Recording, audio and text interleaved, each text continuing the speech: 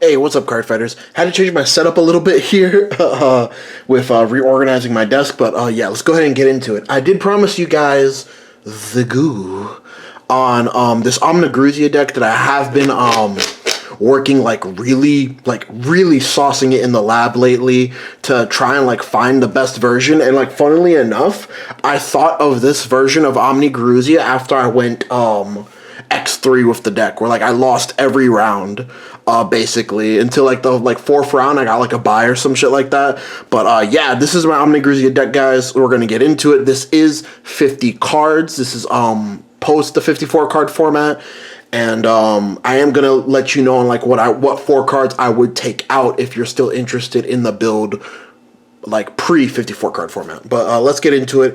Getting to the grade 3s,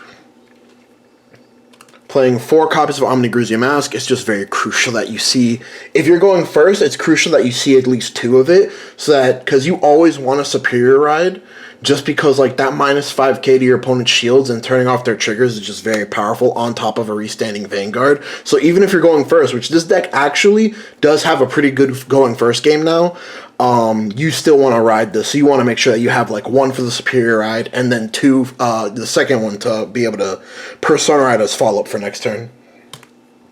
Engine requirement, 3 copies of main deck OMINAGRUZIO. You need it to be able to activate the minus 5k and turning off their trigger powers for Mask, so it's just an engine requirement. You're required to play that.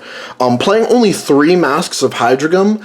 I was on the 4 masks for a while, just because I didn't like having to play a mask searcher, because I mainly wanted to commit my counterblast to my Vanguard, and then this really broken grade 2 that we got in set 13, Ledalika, and so I cut it down. I was a proponent of just 4 masks, hard draw into it to discard it to be able to do my superior ride, but I cut it down to 3 now, and that's because we're playing a way bigger soul charge engine now, so you're actually quite likely to soul charge it if you don't draw it within your first 3 opening turns. And then 4 copies of Ledalika. Ledalika is like the lifeblood of this deck.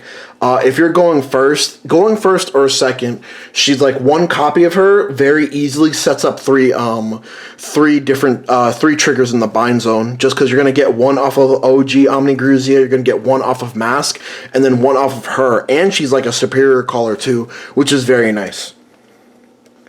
My favorite play of this deck, like, feels so good when you do it too. 4 copies of Misery Wing. He's like your draw engine / beat stick of the deck. He gets powered up for every different trigger in the bind zone. But my favorite play is calling Ledalika and then top calling a Misery Wing and then drawing off that Misery Wing. You just get so much value. Basically build a front row for 1 CB there. And then because we're running like a slightly bigger soul charge engine here, which we just basically added 4 new cards to this deck, but because we're running this, we're able to run 4 copies of Bullet Rain Colossus. This guy is just a fat shield, just because you're doing OMINAGRUZIO things. He gets 5k for every, when he's put on Guardian Circle, you Soul Blast 2, and he gets 5k for every different trigger type in your bind zone. So if you have 3 different types, which is very easy to set up on your first grade 3 turn, he's automatically already a 20k shield. If you have 4 different types, it's 25. If you have all 5, which includes the OT, he's a 30k shield by himself. So it's just very, very nice. Very nice to have this now. This is probably what I would take out for 46 card format, just because the rest of the engine cards of the deck like form very well cohesively together. 4 copies of the OG Brainwash Swirler. Now, in playtesting this deck, what I felt something that it was lacking was it wasn't necessarily lacking board building. It did that fine enough. It wasn't lacking card draw. It did card draw fine enough already as well. What it felt like it was lacking was to be able to take advantage of the fact that you're turning off your opponent's defensives and you're giving like a minus 5k to all their important shield cards, which is their grade 0s.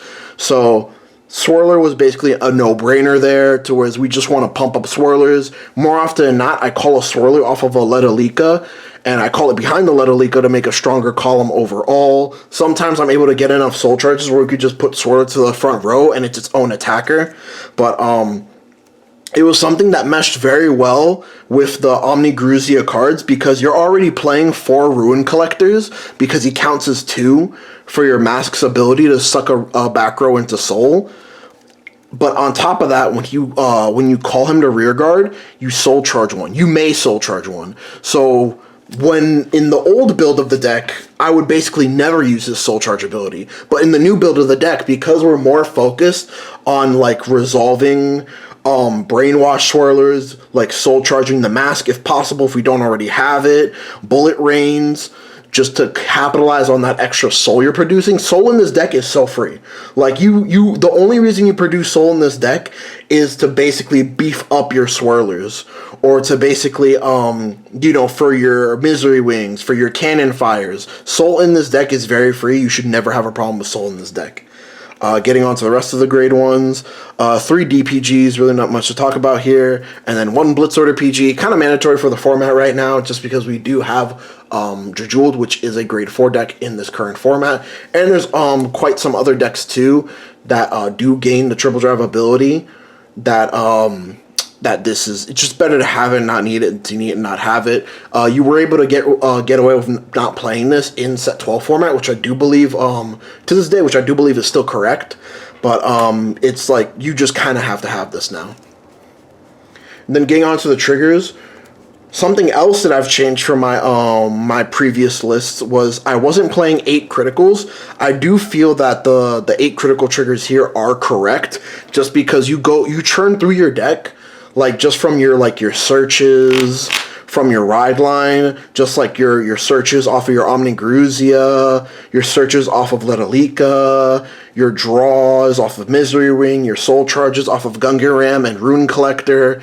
It just felt correct to run 8 criticals, to have that, I'm more often than not going to check a crit over anything else. Then 4 regular heals. Not much to talk about here. Ooh, that glare is kind of nasty. But 4 regular heals. It's okay. It's clear. They're vanilla triggers. The only effect triggers we run is 2 effect draws and 2 effect draws. Hold on. Hey, hold your horses. 2 effect draws and 1 effect front. The reason that we're running the 1 effect front instead of what I was playing, which was basically 7 crit, 2 effect draws and 2 effect fronts, which is basically like, if I see my opponents running draws over fronts, I'll basically like put the draw into soul off of the grade 2 of my ride line, and then I'll automatically already have it. Or if they're running fronts over draws, I'll put the front into soul off my ride line, and then I'll already have it. I don't really play that way anymore. Now the way I play the deck is I always put the front, just because I feel like it's a 50-50, but it's more like a 55-45, and I feel like more often than not, people are more likely to play fronts. The better decks are more likely to play fronts, and I would rather have the draws, because this deck does draw, but it doesn't like draw like a ton, especially if you're going first. Your hand is not really that large, not large in quantity, but the quality is really there. So that's why we're playing the 1 effect front. And then we're playing the 1 of the Dark States OT. This is one of the few decks in Dark States that I feel like still benefits from playing the Dark States OT, just because of Omnia Mask itself doesn't gain power off of its restand. So if you do check this, just having a restanding Vanguard that's going to be minimum 23k for crit is just very threatening, on top of you minusing 5k to other shields. But that is the deck profile, guys. Starting off the new year strong with the Dark States. I am going to be having a Bruce, grade 4 Bruce deck profile come up very soon. I want to see if I can get some 54 card format matches with that. What we're doing at our locals currently is that we're playing it to like where it's majority rules, where basically if the majority says that they're willing to play a new format, then we play new format. But if there's someone that just doesn't have the cards or just doesn't have the sleeves, we're not going to make them buy new sleeves, or we're not going to say like, hey, you're not participating in our tournament.